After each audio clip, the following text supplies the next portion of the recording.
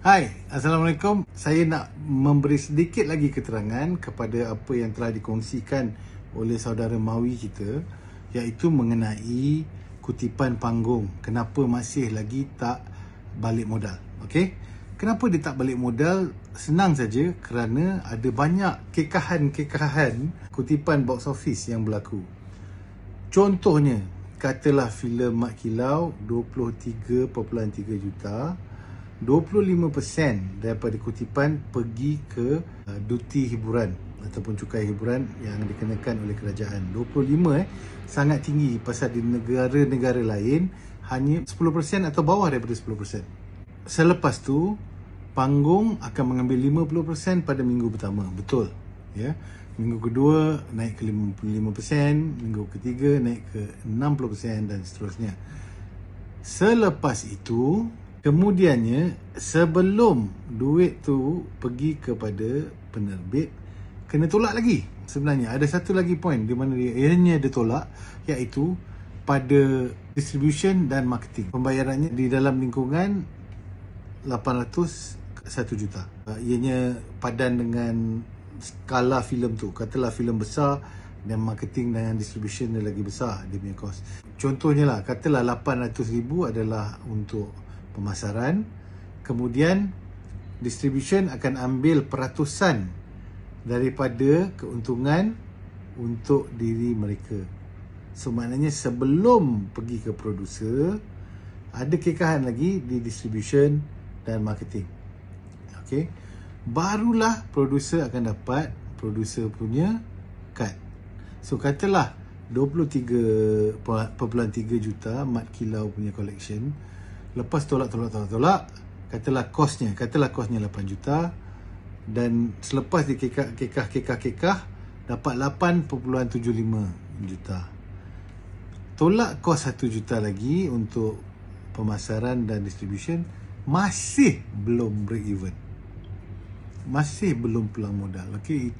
Sebab itulah bila kita tengok filem ni, wow, besarnya box office, kita mesti teruskan sokongan kita kepada filem. Lagi besar filem tu, itu yang kita nak. Kualiti filem yang bagus, cerita bagus, nampak yang bersungguh-sungguh orang yang buat filem tu, tapi memerlukan bajet besar. Untuk filem-filem yang bajet besar ni, kita memerlukan sokongan anda yang sehebat dan sekuat mungkin. Pasal kalau tidak ada, dan kita tak boleh lagi buat filem-filem yang besar. Itu sebab kebanyakan filem dahulunya bajetnya sekitar 2 juta je. Pasal itu adalah di dalam lingkungan di mana okey, panggung dulu ada sikit, ada 45 ke 60 panggung. Jadi itu saja number yang berani dikeluarkan oleh investor atau producer untuk buat filem. So sekarang bila dah ada 162 panggung, kita boleh besarkan sikit lagi, dan anda akan dapat hasilnya macam Mat Kilau, macam filem Pascal, macam filem Munafik, macam Upin Ipin. Bila berbelanja besar baru dapat imbuhan besar. Filem is high risk, high reward. Pasal bukan semua filem akan meletup. So kita kena selalu memikirkan yang filem-filem yang keluar ni perlu sokongan kita. Tapi dia catch 22. Kita kena buat filem bagus untuk orang suka. Bila kita buat filem bagus, orang akan datang. Tapi risiko dia adalah kalau tak datang, rugi besar. Okay. So yang saya nak perkatakan juga sekarang ni adalah mengenai apa yang kerajaan boleh buat untuk kita, yang selama ni dah berpuluh tahun permasalahan bagi orang industri filem adalah kurangkanlah duty hiburan tu. Katalah kerajaan ambil 10% saja, 15% tu membantu menyemarakkan lagi industri. Kalau untung, dapatlah untung tu dikongsi bersama-sama. Dan producer pun tak takut nak buat filem-filem yang lagi besar. Okey, so duty hiburan satu. Kenapa kena kurangkan? Pasal filem tempatan adalah seperti industri kampung. Okey, kita pasal hanya orang Malaysia tonton filem Malaysia. So bukan macam filem Avengers apa benda semua yang satu dunia tonton filem ni. So marketing dia besar.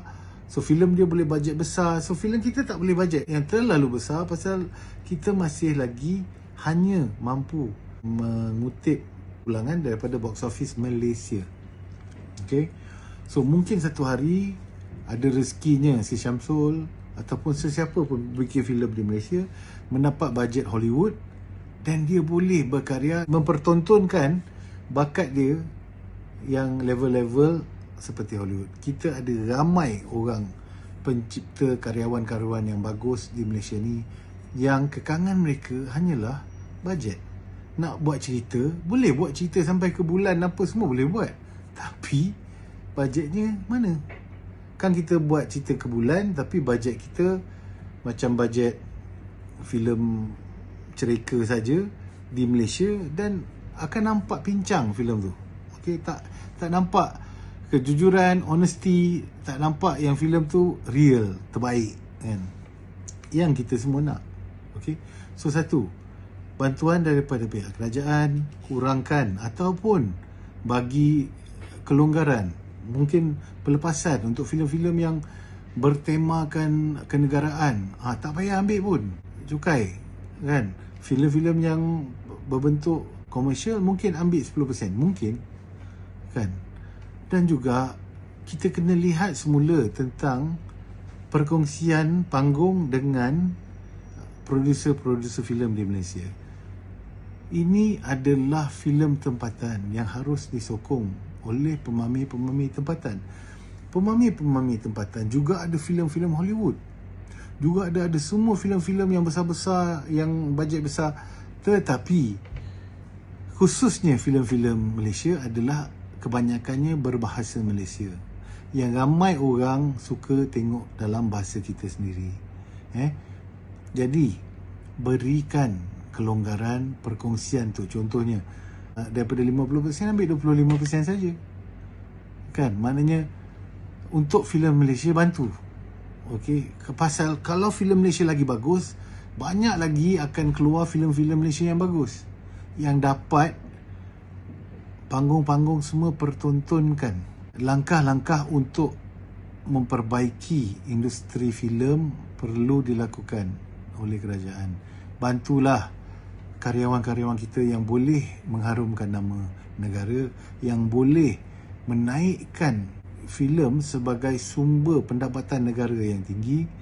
Jika kita mempunyai sokongan yang padu, inilah maksudnya sokongan. Kita perlukan sokongan di back end juga. Maknanya di dalam kutipan tu berpada-padalah untuk produser-produser tempatan. Okey, itu saja perkongsian saya hari ini. Saya harap anda semua okey. Dalam 10 minit juga saya kongsi ni. So kepada yang melayan, terima kasih. Assalamualaikum.